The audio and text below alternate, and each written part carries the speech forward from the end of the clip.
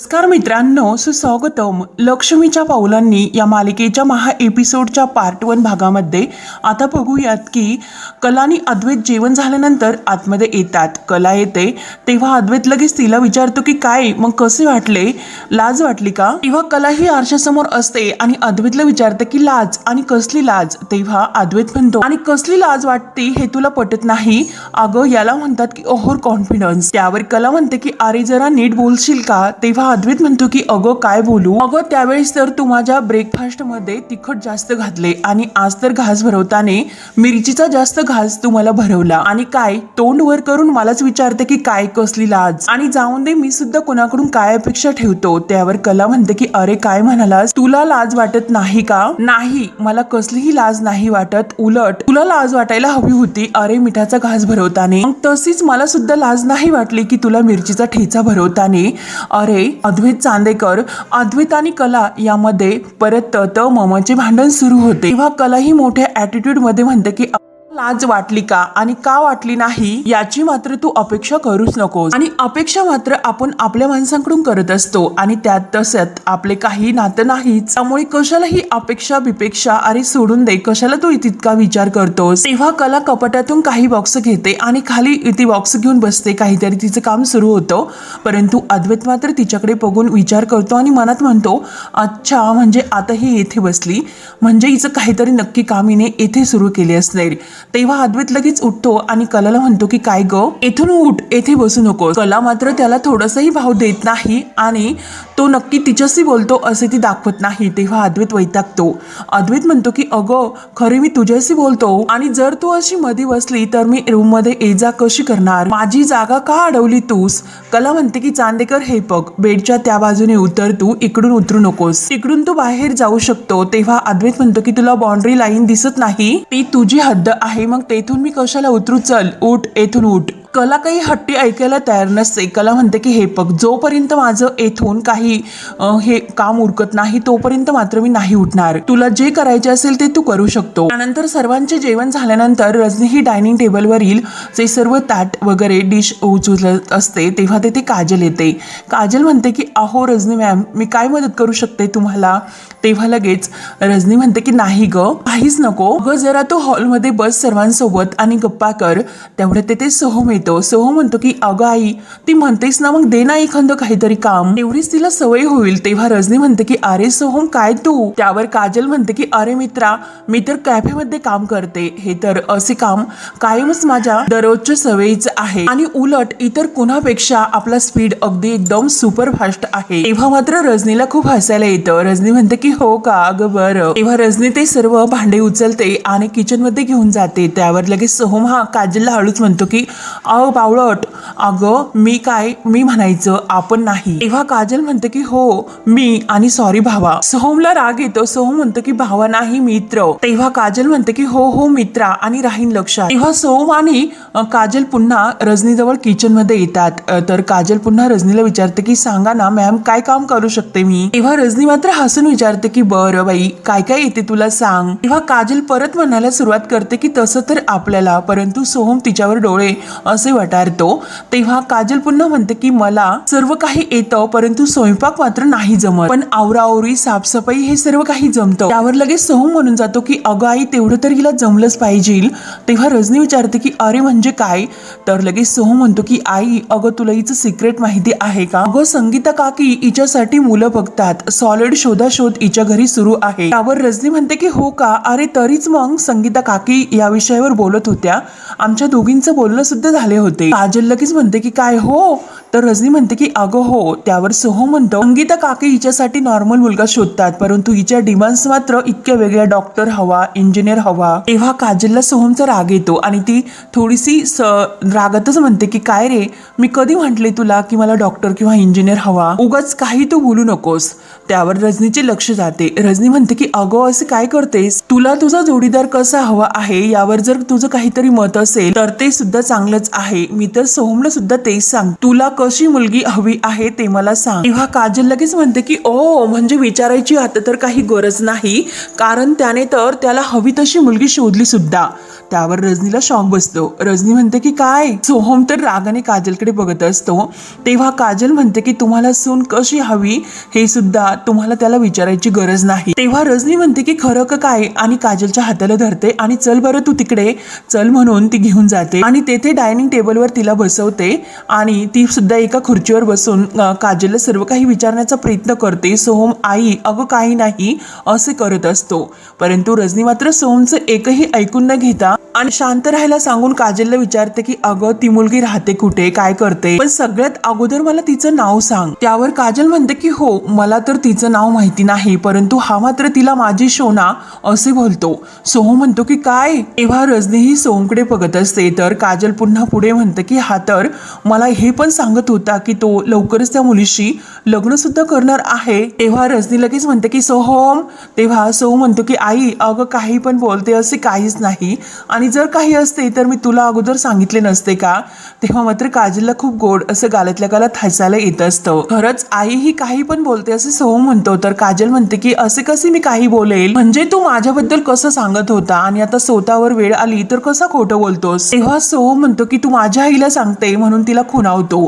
तेव्हा काजल म्हणते की हो अरे तेच तर मी सांगते, अरे ती तुझी आई आहे, मग आईपासून कशाला लपवतो, तू तर आईला सांगायला हवं होतं, सांग सांग. तेव्हा काजलला लगेच रजनी म्हणते की अगं तू जे काही बोलतेस ना ते अगदी बरोबर आहे. अगं हा सारखा कुणाशी ना कुणाशी फोनवर बोलत असतो, कधी कधी एकदम चिडतो आणि कधी कधी तर याचा मूड एकदम छान असतो, मला खरंच काही सांगत नाही मी विचारले तरी, आणि कधी कधी तर असा तंद्री लावूनच बसतो. सोहमला आता काय करू आणि काय नाही तो काजलला अगदी खुणावण्याचा खूप आतोटात प्रयत्न करतो, परंतु काजल तर काही ऐकायला तयार नसते. काजल ते सर्व ऐकून म्हणते की अहो रजनी मॅम ही तर सर्व प्रेमात पडण्याची लक्षणं आहेत, म्हणजे हा प्रेमात पडला तर सोहम असा तोंडाला हात लावून घेतो. अगं शांत राहा असे खुणावतो. तर लगेच काजल ही रजनीला म्हणते की तुम्ही सध्या काही काळजी करू नका, सध्या त्या मुलीबद्दल मला खरंच काही माहिती नाही, पण लगेच मी तुम्हाला तिची सर्व काही चौकशी करून लवकरात लवकर सांगेल. नक्की ती मुलगी आहे तरी कोण हे मी शोधून काढेल, त्या मुलीचं नाव काय, ती राहते कुठे, काय करते, हे सर्व मी शोधून काढेल, चालेल का तुम्हाला? तर रजनी म्हणते की हो हो चालेल, आणि लगेच ती सोहम हा हातापाया पडण्याचा प्रयत्न करत असतो, काजल समोर हात जोडतो. रजनी उठते आणि सोहमचा लगेच ठोंबे म्हणून कान धरते. काय रे माझ्यापासून या गोष्टी लपवतो, अरे मी तुला तर विचारले होते तेव्हा तर तू काय म्हणालास, काही नाही म्हणून. तेव्हा सोहम रागाने काजलकडे बघत असतो आणि काजलला मात्र खूप हसायला येत असतं. त्यानंतर इकडे सरोज मात्र अंजूवर खूप चिडते. अगं मी तुला कामावर येऊ नको असे सांगितले होते, दिवाळीचे पैसे दिले होते, कामाचे सुद्धा पैसे दिले होते, मग का आलीस तू? तेवढ्यात रोहिणीही खाली येत असते. सरोजी रागाने अंजूला म्हणते की अगं तू माझ्या शब्दाचा मान ठेवलेला नाही, घरातील मालकिनीचा तू आज चक्क अपमान केला, म्हणजे माझा अपमान केलास. तेव्हा अंजू घाबरतच म्हणते की सरोज मॅडम अहो ते अद्वैत साहेबांनी. तेव्हा लगेच सरोज रागाने म्हणते की हे बघ अद्वैतचं नाव सुद्धा घेऊ नकोस, तू मला माझ्या डोळ्यासमोर सुद्धा नकोय, चालती हो इथून, आणि उगाच हे वाढायचं नाटक विटक सुद्धा करू नकोस, जा इथून, म्हणून ती खूप अंजूवर ओरडते. तेव्हा अंजू मात्र लगेच निघून जाते आणि लगेच तेवढ्यात रोहिणी सरोज जवळ येते. लगेच रोहिणी ही सरोजचे कान भरायला सुरुवातच करते की अगं सरोज मॅडम मी तुला वाढू का, थोडीशी खीर देते, आणि हे बघ, आणि तो म्हणते अगदी बरोबरच आहे, अगं या खरे मंडळीने घराचा पूर्णपणे बाजार करून ठेवला, आता इतकी भीती वाटायला लागली मला असे वाटायला लागली की आता आपण या सर्वजण घराच्या बाहेर एक दिवस नक्की असू आणि ते खरे मंडळी येथे सगळे येऊन येथे राज्य करतील. सरोजला मात्र खूप राग येतो आणि ती रोहिणीवरच ओरडते की रोहिणी प्लीज शांत हो आणि तोंडाला येईन ते बोलू नकोस आणि खरं म्हणजे काही बोलूच नको. त्यावर रोहिणी म्हणते की अगं सरोज रोहिणी, अगं मी बोलते म्हणूनच तुला सर्व काही या घरातील समजते, अगं मी सांगितल्यामुळे तुला घरातील स्पष्ट गोष्ट ही प्रत्यक्षात दिसते, आणि एकतर डॅडनी सुद्धा डिक्लेअर करून सांगितलेले आहे की सणासुदीचे या घरामध्ये वाद नकोय. मग सरोज वहिनी याचा अर्थ काय होतो हे तुला माहिती आहे का?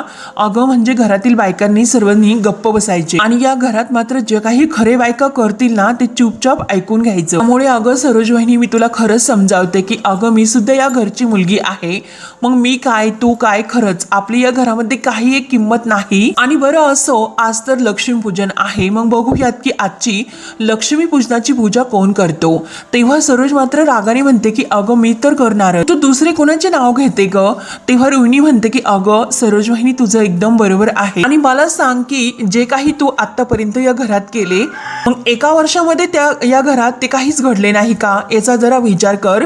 अगं तुझे हक्क म्हणजे आबा हे ते कलाला देतात, आणि हेच बघ आता आत्ताचे उदाहरण घे. अगं नवरात्राच्या दिवशी मला तर आठवते पूजा मात्र तू केली नव्हतीस, त्या कलाने केली होती. आबांनी आरतीचा मान तिला दिला होता. तेव्हा सरोजच्या सर्व काही डोळ्यासमोर येते आणि सरोज मात्र ही रागाने म्हणते की नाही रोहिणी, तसे काही आता होणार नाही आणि मुळातच मी तसे काही होऊन देणार नाही. तेव्हा रोहिणी म्हणते की अगं होऊ शकते, अगं स्वतःच्या मनाची जरा तयारी करून ठेव, कारण गेल्या काही वर्षभरात सर्व काही या घरात कलाच करते. अगं सरोज वहिनी, असे माझ्या मनात आले म्हणून मी तुला त्याबद्दल बोलले. आणि सरोज वहिनी हे बघ, अगं तुझ्यासाठी खीर घेऊन येऊ का? सरोज मात्र काही न बोलता रागाने बघत असते. रोहिणी लगेच उठते. आलेच मी असे म्हणून किचन मध्ये जाते. त्यानंतर लक्ष्मीपूजनाच्या साठी सर्वजण मस्त अगदी तयार होतात आणि सर्वांची अगदी पूजेसाठी घाई सुरू असते. रजनीची सर्व तयारी होते आणि संगीता तिला मदत करत असते. आबा सोहम सुद्धा अगदी खुश असतात. काजलची सुद्धा ही पूजा मांडायला लगबग सुरू असते आणि तेवढ्यात आपली कला आणि अद्वैत मस्त असे तयार होऊन येतात. एकमेकांना अगदी शोभून दिसतात. तेव्हा आबा लगेच म्हणून जातात की सुंदर, अगदी एकमेकांना शोभता असे. आणि अशी जोडी बघितल्यानंतर देवी आई सुद्धा खूप प्रसन्न होते. त्यावर लगेच रजनी म्हणते की संगीता वहिनी, कलाची एकदा आपल्याला नजर काढायला पाहिजे बर का. तेव्हा अद्वैत आणि कला खुश होता. संगीता लगेच कलाकडे येते आणि कलाचे तोंड भरून कौतुक करून तिची दृष्ट काढते. त्यावर लगेच आबा म्हणतात की चल कला पुढे ये, आता लक्ष्मीपूजनाची तयारी तर झाली आणि पूजा करून घे. तेव्हा मात्र सरोजला खूप राग येतो आणि जे रोहिणी म्हटलेले असते अगदी ते खरं होतं. तेव्हा रागाने ती कलाकडे बघत असते आणि कला ही सरोजकडे पाहत असते. तेव्हा आबा म्हणत असतात की अगं कला, अगं तू लक्ष्मीच्या पावलांनी या घरात आलीस. जेव्हापासून तू या घरात आलीस तेव्हापासून खरं तर खरंच काहीतरी चांगलेच होते. तुझ्या नशिबाने आणि तुझ्या कर्तृत्वाने तू या घराचं नाव तर मोठं करणारच. तू एक आदर्श मुलगी आणि आदर्श सून सुद्धा आहे, पण तू या घराचा भरभराट आणि उद्धार करशील अशी मला पूर्णपणे खात्री आहे. पण आज तू पूजा करावी असे मला वाटते आणि जर ही पूजा तू केली खरंच मला खूप समाधान मिळते. तेव्हा मात्र सरोजला इतका राग येतो, परंतु कला मात्र ही खूप मोठ्या मनाची असते. ती लगेच आबांच्या म्हणण्याला मान देते आणि ते ताट पूजेचे उचलते आणि सरोज जवळ येते, कारण हा हक्क फक्त सरोजचा आहे असे कलाला माहिती असते. तेव्हा कला ही सरोजला म्हणते की सरोज मॅडम, आहो तुम्ही दरवर्षी ही पूजा करतात किंवा नाही हे मला माहिती नाही, परंतु आज ह्या वर्षी मात्र तुम्ही ही पूजा करावी, तो हक्क तुमचा आहे. म्हणून अगदी मोठ्या मानाने ते ताट ती सरोजच्या हातात द्यायला लागते. अद्वैतला सुद्धा कलाचा अभिमान वाटतो की ती सरोजला मान देते म्हणून, परंतु सरोज तर रागाने ते ताट लगेच मागे हिसकावते आणि रागाने आत जायला निघते. तेव्हा सर्वांना खूप वाईट वाटते आणि आबांना तर सरोजचा प्रचंड राग येतो. तेव्हा आबा लगेच सर्वांसमोर सरोजला थांब सरोज असे म्हणतात की अगं आतापर्यंत खूप झालं आणि जर तू यापुढे अशीच वागणार असेल, माझा कोणताही तुला निर्णय पटत नसेल आणि वैयक्तिक तुला या घरात सर्वांचा किंवा माझा त्रास होत असेल तर, आणि खास करून तुला सांगतो की जर तुला माझा इतकाच निर्णयाचा त्रास होत असेल, मी नकोसा असेल, तर मी तुला आज स्पष्ट सर्वांसमोर सांगतो की मी लक्ष्मीपूजन झाल्यानंतर या घरातून कायमचा निघून जाईल. तेव्हा आबांचा हा निर्णय ऐकून सर्वांना मात्र अगदी खूप मोठा धक्का बसतो. तेव्हा रजनी म्हणते की आबा आहो असे का बोलतात, असे बोलू नका. तर लगेच कला म्हणते की हो आजोबा आहो असे बोलू नका, तुम्ही या घराचे आधारस्तंभ आहात. त्यावर अद्वैत सुद्धा आबांना म्हणतो तुम्ही या घराची शोभा आहात, त्यामुळे प्लीज असे काही बोलू नका. तेव्हा आबा मात्र रागाने म्हणतात की नाही, या घरात जोपर्यंत माझा कुणालाच त्रास होत नाही, ही माझी जोपर्यंत खात्री पटत नाही, तोपर्यंत मी माझा निर्णय मात्र नाही बदलणार, असं स्पष्ट शब्दात आबा सर्वांसमोर सांगतात. तेव्हा लगेच रोहिणी ही नयनाला खुणावते की तू जा आबांना समजावू. तेव्हा मात्र नयना लगेच पुढे येते आणि प्लीज आबा तुम्ही कुठेही जाऊ नका असे मुद्दाम म्हणत असते. तेव्हा मात्र रजनी आता शेवटी तिच्या जागेवर पुन्हा येऊन उभी राहते. त्यावर लगेच आबा हे कलाला म्हणतात की कला तू पूजा करणार आहेस ना. तेव्हा कला म्हणते की हो आजोबा मी पूजा करते, तुमची जशी इच्छा असेल तसे मी करते, परंतु तुम्ही असे काही म्हणू नका. सोहम सुद्धा म्हणतो की हो आबा तुम्ही जसे म्हणता तसेच आम्ही करू, परंतु आम्ही मात्र तुम्हाला कुठेही नाही जाऊन देणार. रजनी सुद्धा म्हणते की हो आबा तुम्ही कुठेही जायचे नाही. तेव्हा कला लगेच मनोभावाने देवी आईची लक्ष्मी आईची पूजा करायला पुढे येते. अगदी मनोभावाने हसून ती पूजा करते. रोहिणी लगेच ही सरोज जवळ येते आणि सरोजला म्हणते की सरोज वहिनी अगं मी तुला म्हटले होते ना, बघ आता नेमकं तेच होते. व खरंच बोलून शहाणी आहेस ग ही, म्हणजे हेच बघ कालपर्यंत जेथे जेथे तू या घरामध्ये दिसायची आज मात्र तिथे तिथे ती दिसते आणि यापुढे मात्र असेच करून ती घरातील मोठ्या सोन्याचा मान मात्र हिसकावून घेईल का तुझ्याकडून, असे सुद्धा होऊ शकते. आणि डॅड मात्र तिजोरीच्या सर्व किल्ल्या ह्या कलाच्या हातात देतील आणि असे करून करून या घरातील फक्त सगळे हक्क त्या कलाकडे जातील. मग काय करशील तू? अगं सरोज जरा विचार कर. आणि कला अगदी मनोभावाने पूजा करत असते. तेव्हा मात्र सरोजच्या मनामध्ये इतका राग येतो, ती मनात असा कलाचा सूड घेण्याचं ठरवते की माझी जागा तू घेण्याचा प्रयत्न करते तर मी सुद्धा काय करते हे बघतच राहा. तुला तुझी जागा मात्र आता मी दाखवून देते. हे बघ, तुझ्या जवळची अत्यंत आवडती गोष्ट मी कशी हिसकावून घेते हे बघतच राहा. आज तू ह्या सरोजच्या शेपटीवर पाय दिला, बघतेस तुला आता. तेव्हा कला ही मनोभावाने ती पूजा करते आणि सरोजच्या मात्र त्यावेळेस अगदी लक्ष्मीची पूजा न करता, नमस्कार न करता ही सुडाची भावना मनामध्ये सुरू असते. तेव्हा पूजा झाल्यानंतर सर्वजण अगदी देवीची पूजा करतात आणि प्रत्येक जण आपापल्या रूम मध्ये येतो. तेव्हा कलाने अद्वैत रूम मध्ये असतं. कला ही तिचे सर्व काही आवरासावर करत असते. तेव्हा ती मुद्दाम आपल्या ज्या साड्यांच्या घड्या घालत असते तर एक साडी मुद्दाम ती अद्वैतच्या बाउंड्रीवर फेकते. अद्वैत उचलतो आणि लगेच तो तिच्या अंगावर फेकतो. कला त्याच्यावर ओरडते की काय रे, आणि परत या दोघांचं तत ममचं भांडण सुरू होतं. कला म्हणते की अरे चांदेकर काय करतोस? तेव्हा अद्वैत त्या बाउंड्रीवर जी काही साडी असते तिचं टोक दाखवतो. हे बघ टोक.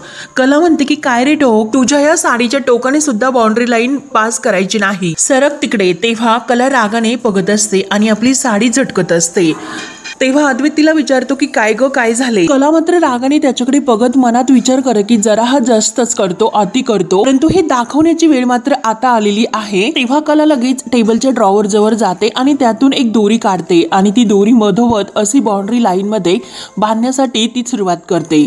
अद्वैत उठतो आणि अद्वैत विचारतो की काय ग, खरे ही काय करतेस? दोरी? आणि असे काही न करता कला मात्र काही लक्ष देत नाही. तर अद्वैत म्हणतो की खरे, अगं काय चाललंय हे? अगं खरे ही कोणती बाउंड्री लाईन? आणि तू एकदम माझ्या बाउंड्री लाईन वरून ते जो काही तुझा पाय ठेवला तो मागे क्रॉस कर. कला मात्र ती दोरी बांधते आणि अद्वैत तिकडे मस्त ऍटिट्यूड मध्ये बघत असते आणि त्यावर त्या दोरीवर आपल्या सर्व साड्या टाकते. तेव्हा कला ही त्यावर सर्व साड्या टाकते आणि आता ती तुझी हद्द आणि ती माझी हद्द, त्यामुळे तू सुद्धा माझ्या हद्दीत यायचं नाही आणि कायमचा मी त्या हद्दीमध्ये पडदा टाकला अगदी मधोमध. तेव्हा अद्वैत म्हणतो की काय ग, तू स्वतःला फार क्रिओरिटी समजतेस का? मग तुझी ही क्रिओरिटी तुझ्या हद्दीतच ठेव, ही माझी रूम आहे.